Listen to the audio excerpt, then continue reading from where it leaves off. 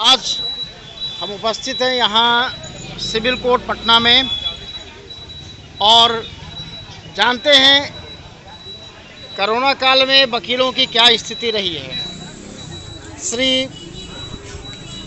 रामकृष्ण गिरी जी हमारे साथ उपस्थित हैं, वरिष्ठ अधिवक्ता हैं।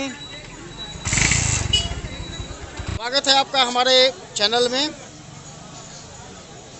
पिछले साल से कोरोना के कारण लगातार न्यायालय में कार्य बाधित हो रही है। इसमें क्या वकीलों के साथ किस प्रकार का प्रभाव पड़ रहा है, इस पे आप कुछ रोशनी डालें।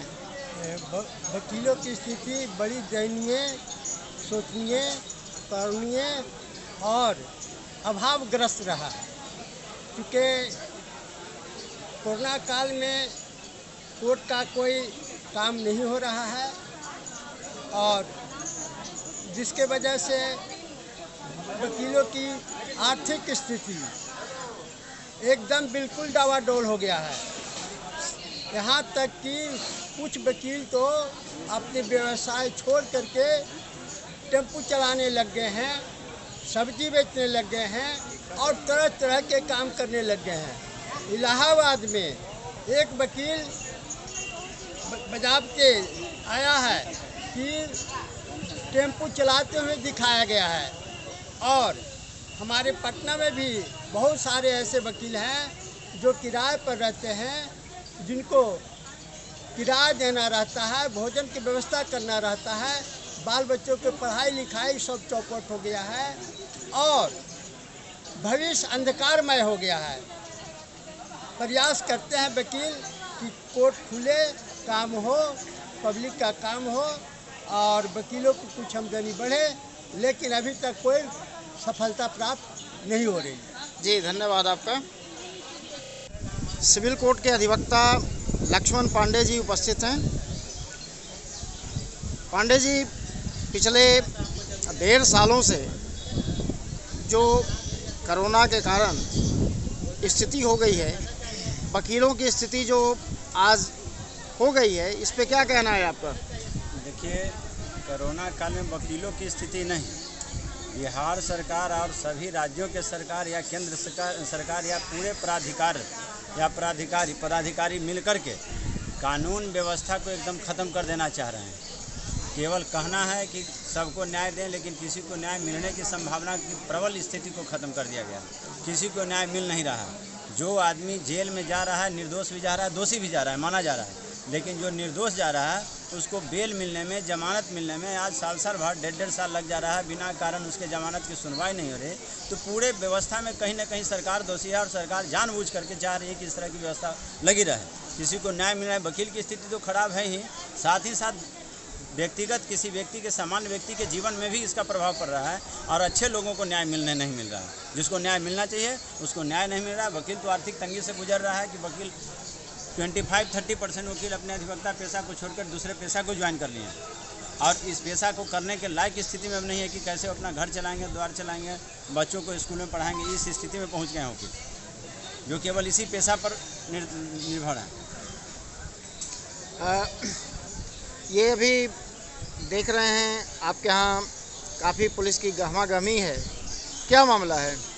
2 दिनों से लगता है कल दरभंगा में बम ब्लास्ट जो हुआ था स्टेशन पर, उसी के संदर्भ में हैदराबाद से 2 मुद्दाले को पकड़ा गया है NIA के द्वारा और NIA के विशेष न्यायालय में उनको लाया गया है। कल बहस हुआ है 3 घंटे के बहस के बाद दोनों अभियुक्त को न्यायिक हिरासत में भेज दिया गया। पुनः उसको पुलिस रिमांड पर भेजा गया 7 दिनों के लिए और आज 2 नए उसी केस के संदर्भ में 2 नए अभियुक्त की गिरफ्तारी हुई, जिसको न्यायालय में लाया जा रहा है। तो शायद उसी के लिए गवाही यहाँ न्यायालय में है। अच्छा, आखिर क्या बात होती है? हर आतंकवादी घटनाओं में एक खास धर्म विशेष के लोग ही सम्मिलित होते हैं। क्योंकि एक धर्म खास विशेष के लोग को भारत से लगाव नहीं है और भारत की व्यवस्था को चाहते हैं कि चरमरा दें, यहाँ के व्यवस्था को बर्बाद कर दें और यही कारण है कि उनका कहीं ना कहीं विदेशों से, पाकिस्तान ऐसे देशों से कनेक्शन रहता है और इस देश को बर्बाद करना चाहते हैं। यहाँ की सभ्यता, यहाँ के विकास को देखना नहीं पसंद कर रहे हैं और उसको बर्बाद करना चाहते हैं। जी धन्यवाद आपका। विगत एक वर्षों से मार्च 2020 से जो लॉकडाउन और कोरोना का ये फेज चल रहा है, इस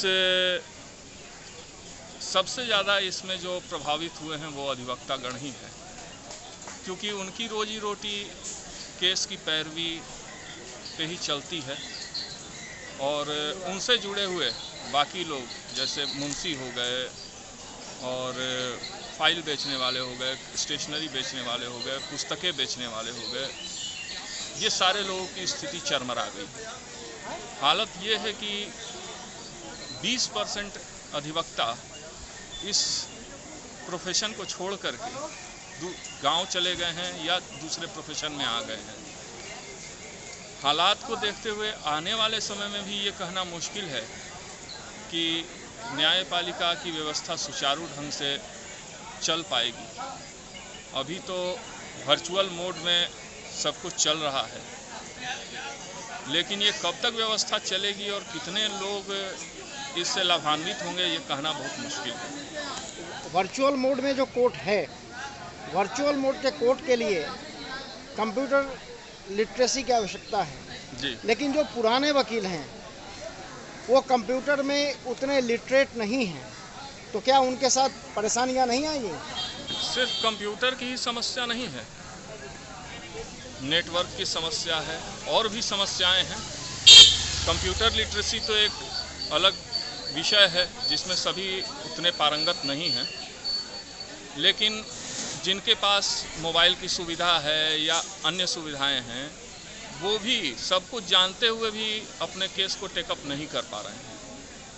कारण ये है कि कभी लिंक आता है, कभी लिंक चला जाता है और बहुत सारी परेशानियां नेटवर्क को लेकर के रहती हैं। हर समय नेटवर्क अवेलेबल रहता है, कभी नहीं रहता है, कभी लाइट रहती है, कभी नहीं रहती है।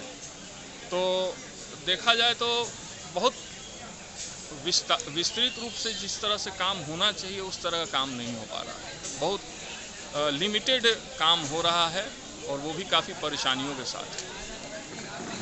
सरकार जो डिजिटल इंडिया की बात करती है वो तो दावे खोखले ही दिखाई दे रहे हैं। ये तो सभी लोगों को मालूम है कि डिजिटल इंडिया में क्या हो रहा है और क्या नहीं हो रहा है। सरकार दावे कर रही है, अब हकीकत में धरातल के पटल पर उसका कितना क्रियान्वयन हो रहा है ये तो नौकरशाही को देखना है।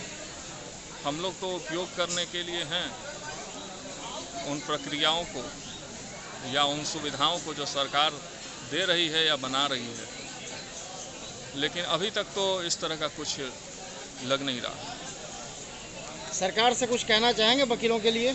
सरकार से तो यही निवेदन रहेगा कि वकील समाज और जुडिशियरी को सशक्त करें, आर्थिक सहायता प्रदान करें, ताकि बहुत सारे हमारे अधिवक्ता बंधु मित्रगण जो इस समय आर्थिक परेशानियों से गुजर रहे हैं उनकी कुछ सहायता हो सके।